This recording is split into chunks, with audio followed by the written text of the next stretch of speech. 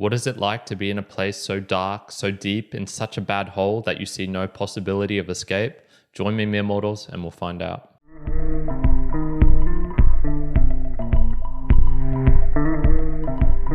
Welcome, mere mortals, to another book review where we go over the books for those who want to transcend beyond mere mortality. Today, I have for you the book The Bell Jar by Sylvia Plath. This is a semi-autobiographical novel, and it tells the large part of her life, but also mixed in with a little bit of fiction. I believe the term is romana clef, something like that.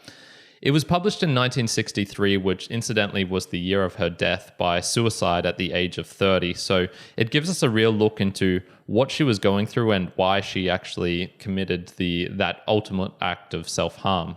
The story is narrated by the character of Esther Rosenberg, aka Sylvia Plath, and we follow her journey going from, I suppose, the normal, typical life of a young girl as she starts to experience depression, manic disorder, and gets institutionalized. So essentially, the story starts with her going to this New York magazine competition, winning it and hanging out with all these friends. And it's the beginning of her slide into, I suppose, discontentedness. She realizes life is not all it's cracked up to be as she once thought. Following from this idyllic time, she goes back to the suburbs and begins to have a bit of a breakdown.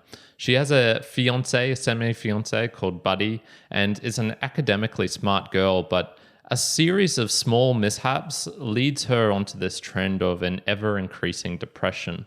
She eventually gets institutionalized, and where she receives electroconvulsive therapy, aka ECT, and has a abysmal doctor at the start, which just triggers this downward spiral even further. By the middle and towards the end of the book, she is in a very dark place. She starts having suicide attempts. She starts self-harming. She starts going through all of these manic depressive situations where she just has no control and basically loses all meaning in life. Her friends, her family tries to help her, and she eventually gets fully institutionalized, where she has a doctor who gradually gets her out of this disorder that she's in, this deep depression. But it comes at a price. It comes at quite a cost. And you can tell by the end of the book that although she is well, she still has a lot of a way to go until she reaches this, I suppose, normality level where she can operate in the world. Jumping onto the themes of the book, and I suppose the main core theme that runs throughout is depression. And you can sort of call this being trapped under the bell jar. Sylvia, aka Esther, has this real emotive, descriptive experience of being trapped in this jail bar, of suffocating, of moving through this malaise of hopelessness and not being able to do anything about it. Sylvia Plath as an artist is known for her collected poems on what I suppose you would call is confessional poetry. So she exposed her heart, her feelings to the world, and as she herself suffered from either major depressive disorder or bipolar 2 disorder, she had some extreme experiences of depression, of these deep and dark states. The character in her book, Esther, really experiences some traumatic events relating to her treatment of this depression, of this disorder that she's going through. We have to remember that this was back in the time before antidepressants. So this was back when ECT was really one of the only ways to really help people, maybe with St. John's wort and some alternative medicinal ways of treating depression. And abuse was just rampant throughout the system. So whether this was unintentional or intentional, it really shows throughout the book. One of the things that is really highlighted is just how little empathy she feels from other people. And it's sort of understandable in a way, because this is a normal girl who she hasn't really had any real big experiences of abuse, of anything going on beforehand, who seems to be just slipping into this depression. And it seems to make no sense. It's sort of like, where's the logical reasoning for why you should feel bad? You are extremely blessed. What is it that's going through this way? And I think this book really exposes or highlights her feelings of not being understood and of feeling like people are judging her, which they definitely are, for something that she actually can't control herself. The other theme of the book that really stood out for me, and this might be a little bit of a weird one, is expectations. So this is the belief of what should happen.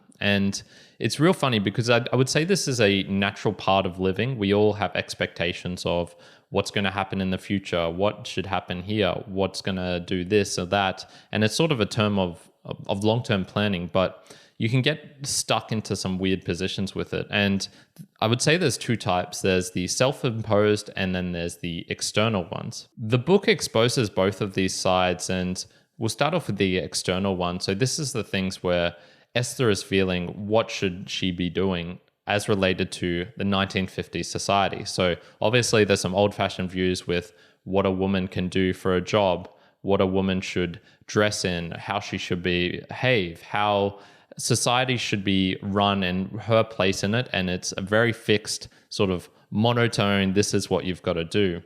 The other side of that is the self-imposed one. So we also see that Esther has some very grand ideas of what it should be like to have relations with a man, what it should be like to be academically gifted, and where she should be heading in her life related to actions that she can control. One of the things that got me questioning was, okay, which of these is more damaging? Is it more the external pressure of society trying to force someone to conform to what they potentially don't want to be?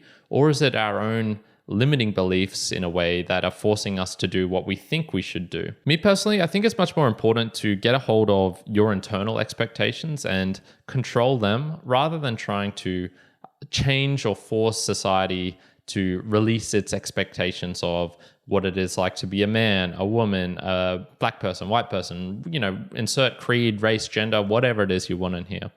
I think the reason for this is, one, it's just so much more easier to change your own expectations of yourself and what you believe.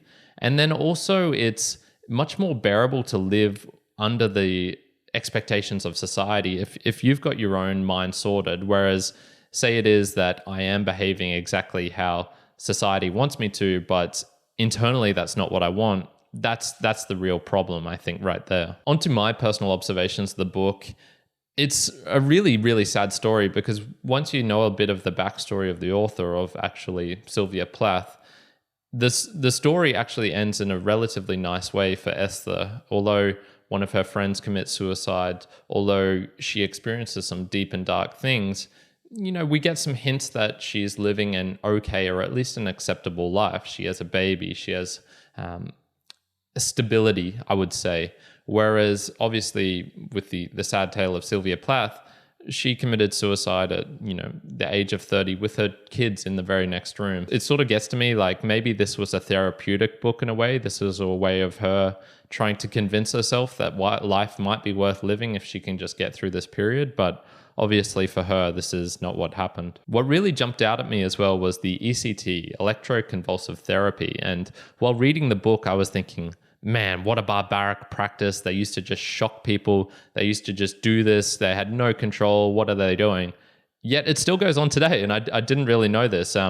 Obviously, probably today it is more refined. Probably they do have more safeguards in place. But there is still a line, a crossing point where if antidepressants don't work, this ECT, although it has some very, very negative side effects, such as the short-term memory loss, general unease, anxiety, and obviously the bodily emotions. Probably it's not good to get electricity shooting through your brain if you can help it. It does help people still. So I just found that super, super surprising and made me go, wow, never knew that was still going on. My final observation was actually related to the book itself and my opinion of it. So I was reading this book here, Andrew Solomon's The Noonday Demon, and he made a couple of references to the bell jar in it. So I decided to pick this up and sort of have another skim read of it because I had initially read this book about a year ago. And while I had given it a much harsher rating then, after reading it now, I sort of gained a bit more of appreciation for what it was she was showing in the book and how this has actually helped me from reading her book. So in summary, there's no way of getting around it. This is a dark, depressing book. It details the descent into, I suppose, madness, hopelessness, a place of abject misery of a normal young girl, a happy girl, just living her life, and then with the flick of a switch, everything changes. It's an expose of sorts, so you do get a real feeling for what this is. And this is why I was saying it has helped me, because it gave me a greater understanding of just what depression is. And I'm talking about real depression here, a real serious, unchangeable, unalterable, you are, contemplating suicide depression, and why it might not even make sense, why it sort of just happens to some people. So that being said, it is a dark, depressing book. So initially I gave the book a 4 out of 10. Now I'm going to give it sort of like a 5.5, 6 out of 10. The Bell Jar by Sylvia Plath. It's helpful in the sense of knowing that this is what an experience of what depression is like. And if you ever wondered what it's like, this is a prime example of it. So that's it for today, mere mortals. Thank you for joining me in this book review. Not a pleasant one, but it's something that does need to be talked about. And so I hope you have found it helpful. And if you have read the book, I would love to know what your thoughts on it are. If you can do all the normal things, like, subscribe, hit the bell notification, that would be awesome. More Mere Mortal content, more Mere Mortal book reviews coming at you soon. And other than that, I hope, in contrast to the character Esther in this book, I hope you're having a fantastic day wherever you are in the world. Karen out.